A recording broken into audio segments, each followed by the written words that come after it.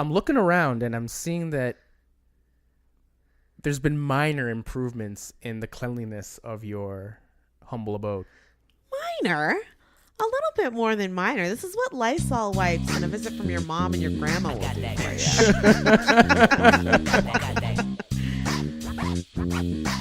Dish, dish, dish, dish, dish.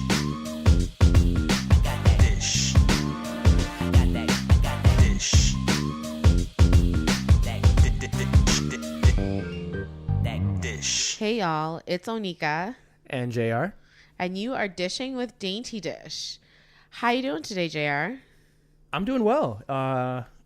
It's February, and I'm not spending any money this Valentine's Day, so I'm doing well. Well, I too am single this Valentine's Day, so no money is being spent on me either. Aww. Oh, womp womp. Too bad. It's the norm for me. I really don't celebrate the holiday. But we are not really here to talk about Valentine's Day today. No, we're not. It is our all kinds of crazy episode for the month. And we are actually speaking with my Grama Judie today. So, Grama Judie, hello. How are you? Hello. Good morning. Great to be here. Thank you so much for coming on the show and sharing some of your experience with us. We're very, very excited. We're doing a different kind of format today. I think I'm going to shoot it to JR to ask us some combined questions. And we'll see where it goes from there. Okay. All right. So I guess this is just to let the audience know. I guess today we're coming from an angle where I'm just asking questions that I'm pretty much interested in knowing the answers to when it comes to mental health and I guess relationships and how those are affected when there are struggles in mental health. So I guess for the audience, I want everyone to get an idea of how you two met, and just so people understand that, I guess, Onika and Grama Judie, you're not related by blood. No, we are not. But it's still family nonetheless. So how'd you meet? Well, actually, Onika was going through an episode in the hospital, and I came to meet her and got to know her, and we just clicked, and I became her chosen grandma, and I have no daughters in my family, and we just adopted each other. So she's my granddaughter, I'm her grandma, and I'm so happy that we met and that we've grown in the relationship together.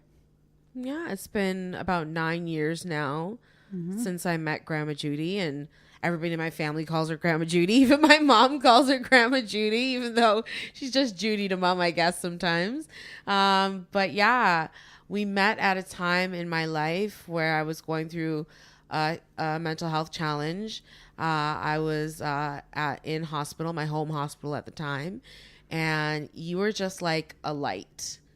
Like when Grama Judie walks in the room, let me just describe her for you.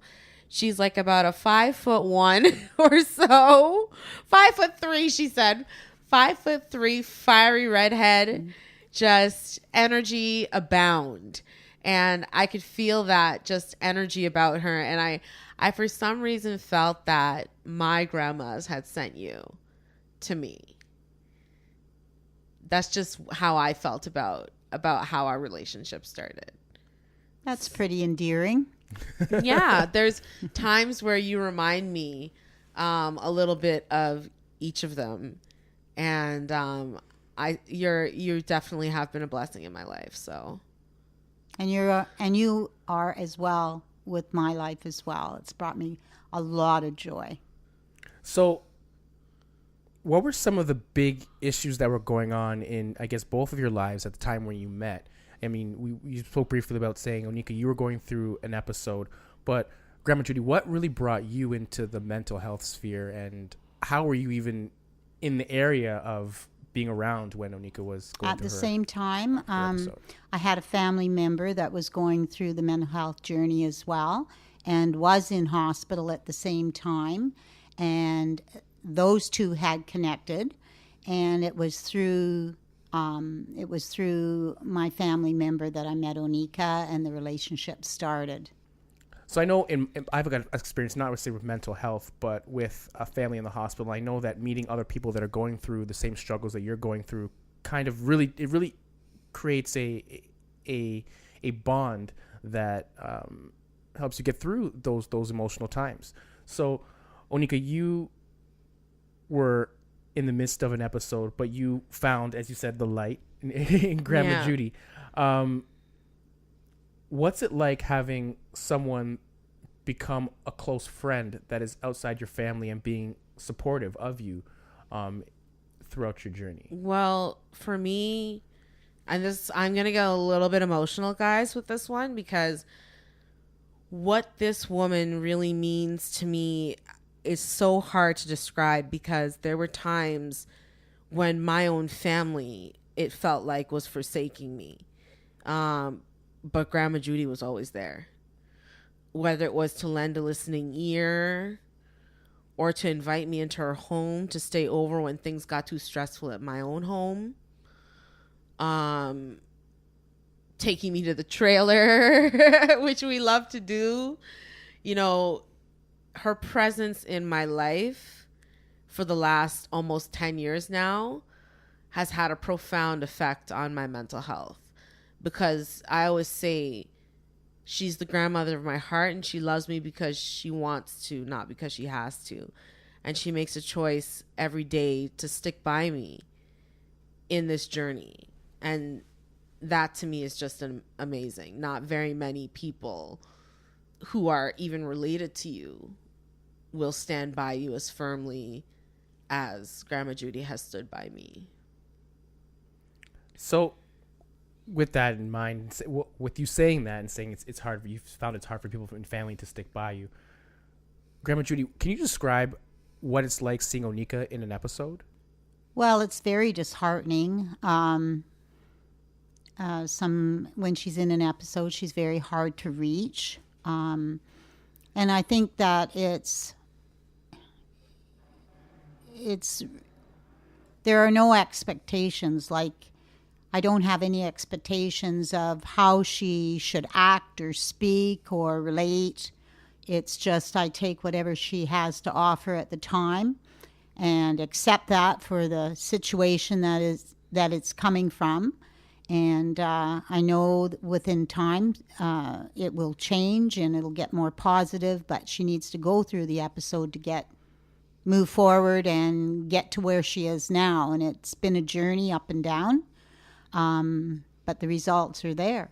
Standing on your own 2 feet now and feeling well and moving ahead. Onika talks a lot about having her team, her mental health team, that are there to help her. I've never had the opportunity to be involved with the mental health team on an individual basis, but I know there was an occasion where you got to visit and be there during a doctor's appointment. What was that like? I mean, being as a non-mental health patient, what's it like being in the room when a doctor's discussing someone else's mental health? Well, I find it very frustrating because I know what the mental health system is like. You have to advocate for yourself, or you have to have someone strong enough to advocate for you when you're not in the right mindset to be able to do for yourself. And I don't think that a lot of family physicians are not necessarily aware, but they don't know the outreaches that are available. And it's like you have to dig and you have to prod and you have to beat on doors to get the help that you need.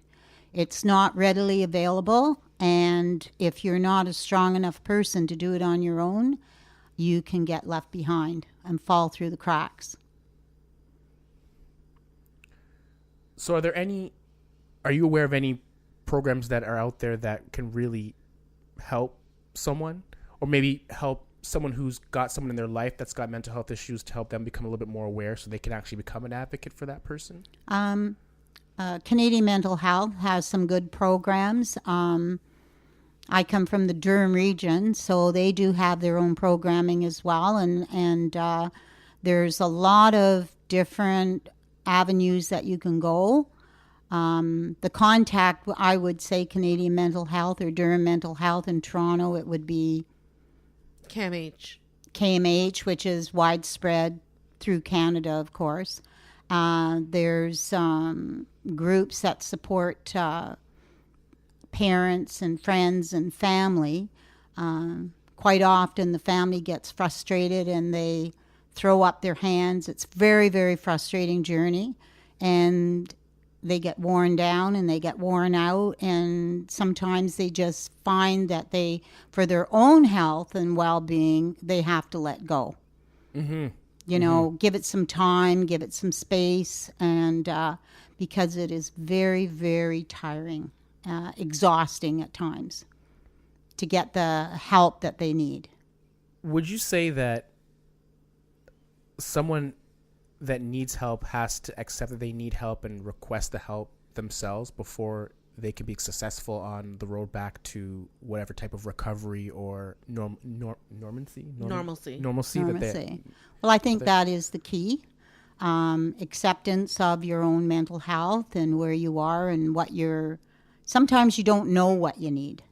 You know, it's like you're in a haze and you just don't know which way to go.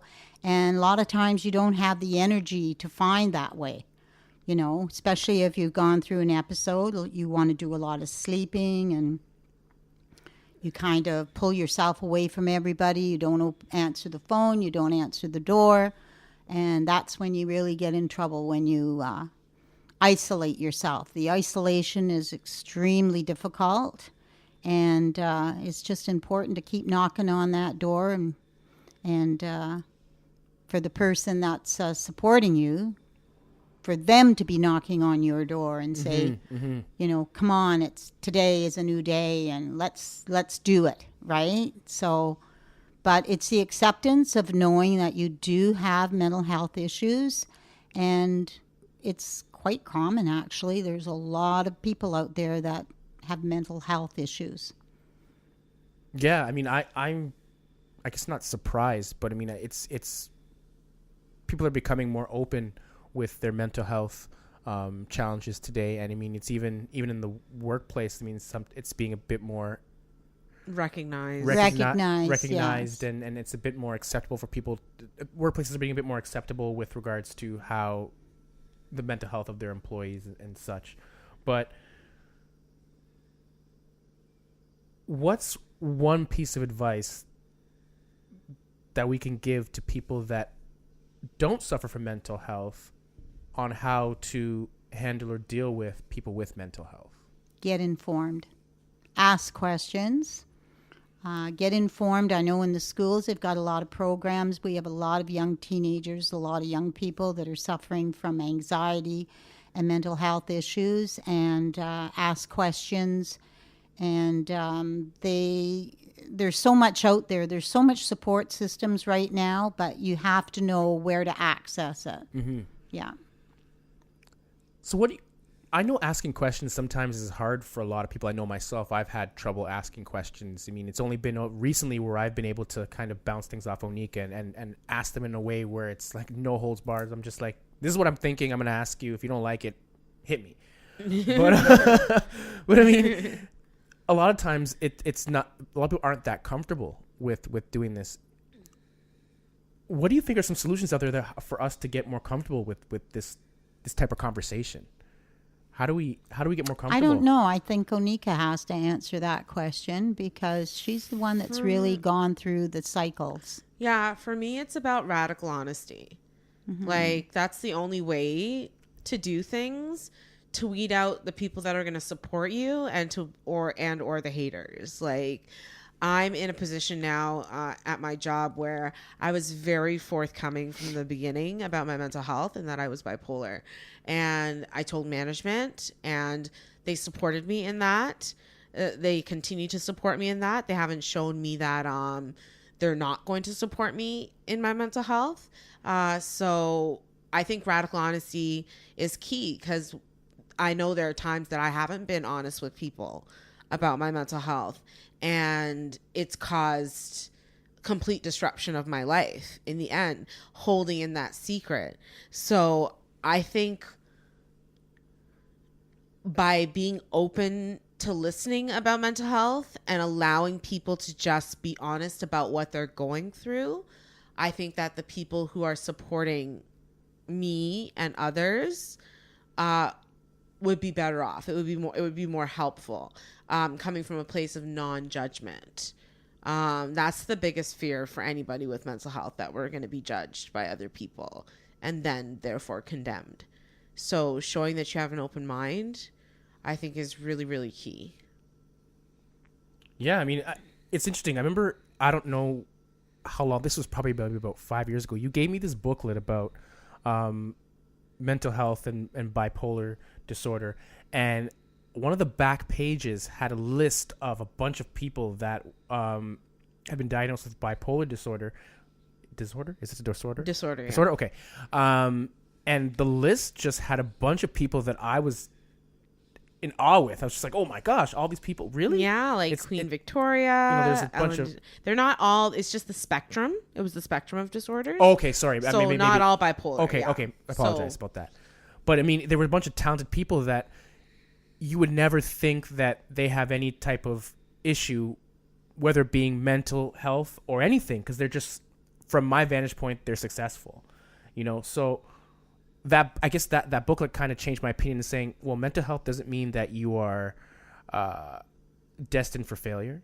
Homeless or vagrant. Vagrant, homeless. It doesn't mean any of those things. That you talk to yourself, which you do sometimes. Yeah, but it just means that, there's something that's going on that you need to pay attention to and that you need to, focus on and, get some help with. And the key to that for me has been staying on my meds.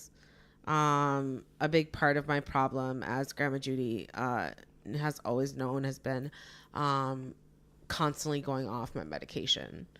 And when I do that, I'm not well. Like, I'm not well. So making sure that I stay on my meds is completely key for me. And it's key for a lot of people with mental health issues.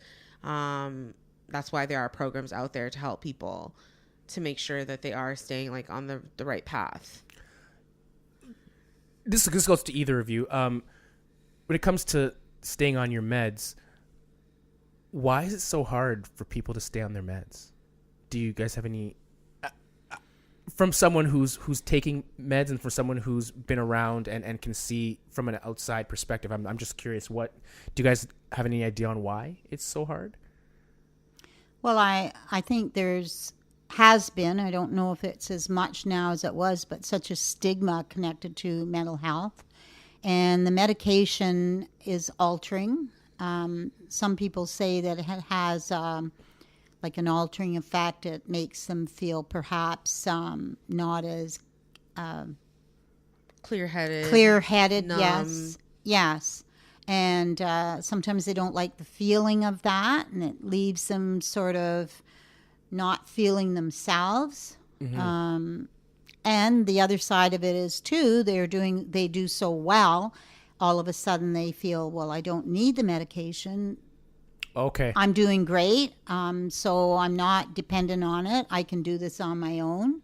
So then they start playing with the time slot of when they take their meds, and then next thing you know, they're not taking their meds, or they thought they did and they didn't, and they're taking it at different times of the day or night or whatever, and then all of a sudden it's not working anymore. And it doesn't take very long before things start to fall apart and eventually get into an episode. And then it's hard to get back connected again. It's a lot of work. To come back. I call it the comeback after the come down. Right. It's very challenging for me. It's always been, I start to feel really, really good, and I'll just miss a day here. Well, we had that example in the summertime where when I was going through my foolishness, I forgot my meds at home. You forgot your meds that one day, and I remember you were just going like, I forgot my meds. I got to get home. I got to get my meds. Like, yeah, I understand you're going crazy right now, JR, but I got to deal with this right now. I got to go home. And I remember you caught the bus, you went home, grabbed your meds, and came came back. And it was that's how important it is. That's how now, as after going through 7 episodes and 10 years of dealing with mental health, how important I realize it is. Because I could go like, if I were to go like 3 or 4 days without my meds, I would feel it. Like I would feel it like physically. I would feel off. My head would hurt, hand shaking. Like there's so many signs that like, because you're going through a withdrawal, right? You're going through a certain kind of withdrawal from what you're accustomed to taking. So yeah, that's oftentimes for me, it's when I start to feel really good, but I have to remember I'm feeling really good because of the meds. Mm-hmm. Mm-hmm. Wow. Yeah. So a question that I don't think you had an opportunity to ask yet is, how does it affect you, Grandma, like your mental health when oh yeah, that's a good one. people that you're like, people like me, close friends, or a family member, or anyone that you know is going through mental health illness, because you're such a welcoming person that I know you have different people in your lives that have different challenges. Mm-hmm. So when they're going through these challenges, how is that affecting your mental health? Well, I have to stay focused and remember not to take too much on myself, like pace myself, pace myself, and not get to the point where I need to control things that are going on, because you can't be in control of somebody else's life. You can be supportive and you can help them make decisions, but you can't control what's going on. And I've learned that, and it's hard. It's a hard lesson to learn. You can't always be there 24/7 for someone else. You have to give yourself the space so that when you really need to be there, you have the strength to be supportive and be consistent in the relationship. So with all that said,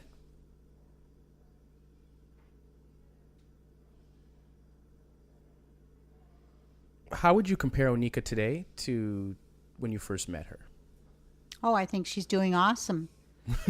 She's doing really good, and she's clear-headed, and she's doing very, very well compared to when I first met her in the hospital quite some time ago. And the relationship is growing, so we've really gotten to know each other.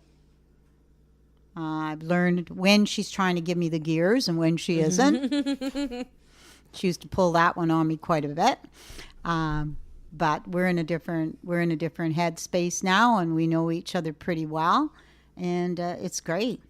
I'm so pleased to see where she is right now. And Anika, where would you describe yourself as being right now? Even from last year when I had my episode in 2016, or not last year, 2 years ago now, I guess. I'm in a much, much better place. Like, I remember there were times when Grandma used to, like, she'd call me and call me and call me and call me, and I just would not pick up the phone. I was so deeply depressed. I was dealing with a lot of post-traumatic stress from being hospitalized and locked up for the 2 months that it had taken for me to get over the episode. And I just, fell so low. And if it wasn't for that persistence and that constant caring from yourself and my other loved ones, I could have kept falling deeper and deeper into that hole. But with that support from you and my mom and my cousins, and I was able to come out of it on the other side much, much better.